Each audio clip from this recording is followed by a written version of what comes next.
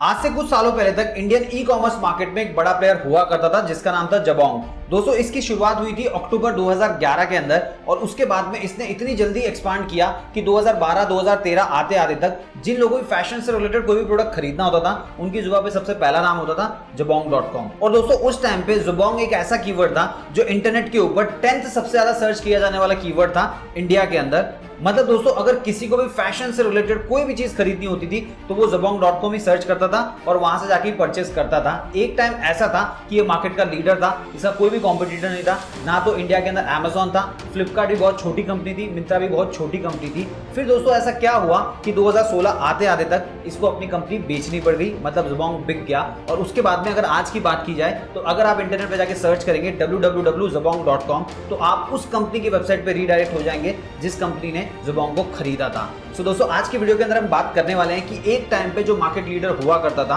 उसके साथ ऐसा क्या हुआ कि उसको अपनी कंपनी बेचनी पड़ गई और आज के टाइम में उसका नामो निशान भी अवेलेबल नहीं है। तो जानेंगे आज के वीडियो में। तो जानने के लिए वीडियो को देखते रहिए और अभी तक आपने मेरे चैनल को सब्सक्राइब नहीं किया तो प्लीज सब्सक्राइब कर लीजिए। उसके बाजू में जो बेल आइकन उसे भी दबा दें ताकि जब भी मैं कोई नया वीडियो अपलोड करूं उसका नोटिफिकेशन आपको सबसे पहले मिल जाए। नमस्कार दोस्तों, मेरा नाम है रजनीकांत शर्मा और इस वीडियो के अंदर हम बात करने वाले हैं जबोंग के फेलियर के बारे में।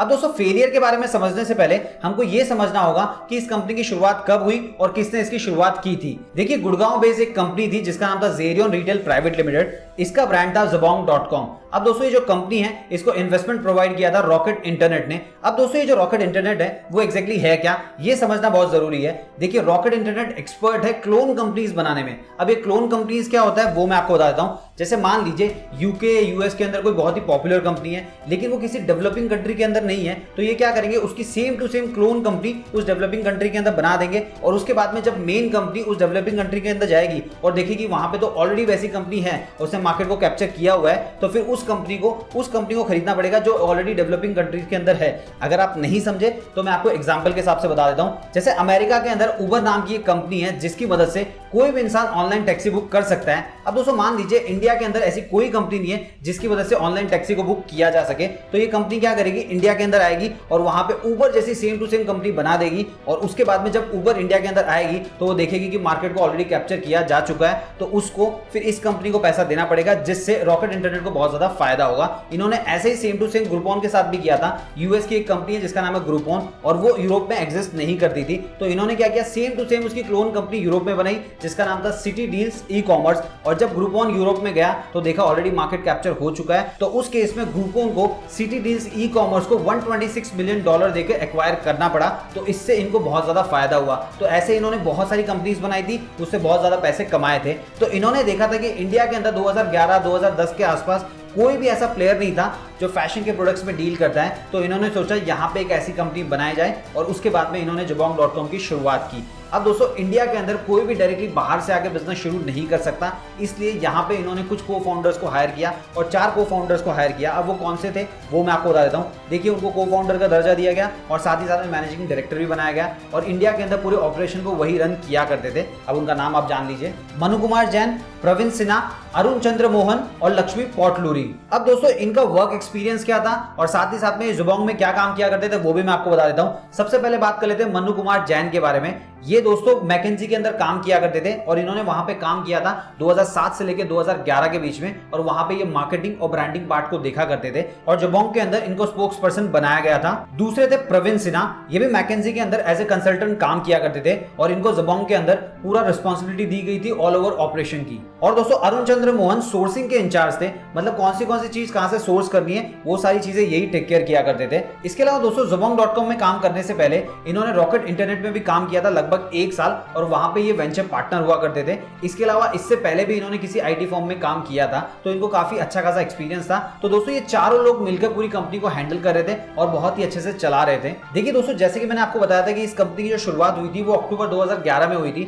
मतलब इनकी जो वेबसाइट थी वो लाइव हुई थी अक्टूबर 2011 के अंदर, लेकिन उससे लगभग 1 साल पहले मतलब सितंबर 2010 के अंदर ही इन्होंने सीड फंडिंग राउंड के अंदर फंडिंग उठा ली थी 3 कंपनियों ने इनको फंडिंग प्रोवाइड की थी, जिनमें से सबसे पहली कंपनी थी रॉकेट इंटरनेट, दूसरी कंपनी थी किननेविक और तीसरी कंपनी थी एचवी कैपिटल। तो दोस्तों इनके पास फंडिंग की कमी तो थी नहीं, तो ये जल्दी से जल्दी इंडिया के अंदर एक्सपांड करना चाहते थे, क्योंकि उस टाइम पे इंडिया के अंदर अमेजॉन भी नहीं था और साथ ही साथ में जो फ्लिपकार्ट और मिंत्रा थे वो भी बहुत बड़े नहीं थे। तो इन्होंने क्या किया, पैसे खर्चे करके जल्दी से जल्दी अपने बिजनेस को एक्सपांड करना शुरू किया और इन्होंने अपने प्लेटफॉर्म के ऊपर बहुत सारी कैटेगरीज में प्रोडक्ट सेल करना शुरू किया। अब कौन सी कैटेगरीज में इनके प्लेटफॉर्म के ऊपर प्रोडक्ट मिलते थे वो भी मैं आपको बता देता हूं। देखिए, इनके प्लेटफॉर्म पे मिलते थे जूते, कपड़े, accessories, sports equipment, jewellery, beauty products, fragrance, home decor और खिलौने। दोस्तों 2011 से लेकर 2013 तक ये मार्केट में रूल कर रहे थे, जिसके लिए इन्होंने बहुत सारे एडवर्टाइजमेंट भी चलाए थे। इन्होंने आलिया भट्ट को भी अपने एडवर्टाइजमेंट में लिया था, इसके अलावा और भी जो दूसरे सेलिब्रिटीज थे उनको भी लिया गया था। मकसद सिर्फ इतना था, जो भी यूथ है उनको टारगेट किया जाए, क्योंकि दोस्तों फैशन से रिलेटेड जो भी प्रोडक्ट्स होते हैं वो यूथ ही खरीदता है। तो आलिया भट्ट को लिया और भी जो दूसरे एक्टर थे उनको लेने का बहुत ज्यादा फायदा हुआ। इसके अलावा दोस्तों इन्होंने कस्टमर सर्विस में भी बहुत ज्यादा ध्यान दिया। इनिशियली क्या किया करते थे, अपने वेयरहाउस से सामान कस्टमर के यहाँ पे भेजा करते थे ताकि सामान बहुत ही फास्ट डिलीवर हो जाए, और साथ ही साथ में ये ओपन बॉक्स डिलीवरी देते थे। अभी ओपन बॉक्स डिलीवरी क्या होती है वो भी मैं आपको बता देता हूं। मतलब दोस्तों डिलीवरी के टाइम में जो डिलीवरी बॉय है वो सबसे पहले पार्सल को ओपन करेगा, कस्टमर को दिखाएगा, बताएगा कि देखो ये प्रोडक्ट आपने ऑर्डर किया था, यही प्रोडक्ट आया है, अगर आप एग्री है तो इसको ले सकते हैं, अगर आप एग्री नहीं है तो इस प्रोडक्ट को मैं लेकर चला जाऊंगा। तो ये सर्विस भी कस्टमर को प्रोवाइड किया करते थे, जिसकी वजह से कस्टमर बार बार इनके प्लेटफॉर्म पे जाके सामान खरीदना पसंद करता था। और साथ ही साथ में कस्टमर को 30 दिन की रिटर्न पॉलिसी भी देते थे। अगर कस्टमर को कोई प्रोडक्ट पसंद नहीं आता तो वो 30 दिन के अंदर रिटर्न भी कर सकता था। सो दोस्तों इस तरीके से इन्होंने मार्केट को कैप्चर करना शुरू किया। देखते ही देखते इनके प्लेटफॉर्म के ऊपर कस्टमर बार बार आ रहे थे। इसका जो परसेंटेज था वो सबसे पहले 31% हुआ और उसके बाद में 52% तक हो गया। मतलब जो भी इनके कस्टमर थे वो बार बार इनके प्लेटफॉर्म पे जाते थे और सामान को परचेस किया करते थे। उसके बाद में दोस्तों इन्होंने अलग अलग सेलर्स को भी अपने प्लेटफॉर्म के ऊपर लिस्ट करना शुरू किया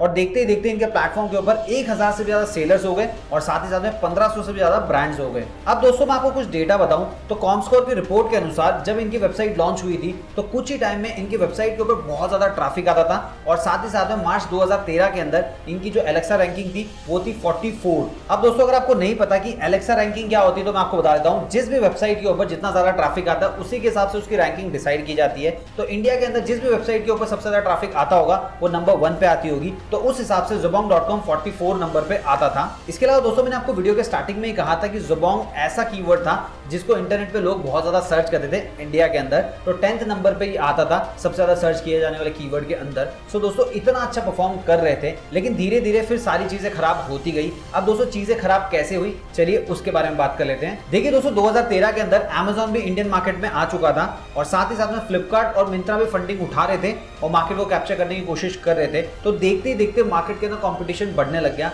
वहीं दोस्तों जबोंग की बात की जाए तो उनके जो लीडर थे, जो मतलब इनिशियल को फाउंडर थे, वो कंपनी को छोड़ छोड़ के जाने लग गए थे, जिसकी वजह से कंपनी के सेल्स थे वो लगातार गिरते जा रहे थे। अगर मैं आपको एक डेटा बताऊं तो 2013 से लेकर 2014 के फाइनेंशियल ईयर में कंपनी ने 38 करोड़ का सेल किया था, लेकिन उससे पहले के फाइनेंशियल ईयर में मतलब 2012 से लेकर 2013 के बीच में उन्होंने 869 करोड़ का सेल्स किया था। तो दोस्तों आप खुद समझ सकते हैं उनका सेल्स कितना ज्यादा गिरने लग गया था। इसके पीछे के दो ही कारण थे। सबसे पहला मार्केट में कंपटीशन बढ़ते जा रहा था और साथ ही साथ में दूसरा कारण था कि जो कंपनी के मेन लीडर थे वो कंपनी छोड़ के जा रहे थे। तो नए नए सीईओ आ रहे थे, कंपनी की पोस्ट में जो अलग अलग लोग होते हैं वो भी हमेशा चेंज होते जा रहे थे, जिसकी वजह से कोई भी कॉन्क्रीट डिसीजन नहीं लिया जा रहा था और सेल्स जो था वो लगातार नीचे गिरते जा रहा था। उसके बाद में दोस्तों 2014 के अंदर फ्लिपकार्ट ने मिंत्रा को एक्वायर कर लिया। अब फ्लिपकार्ट और भी बड़ी कंपनी बन चुकी थी।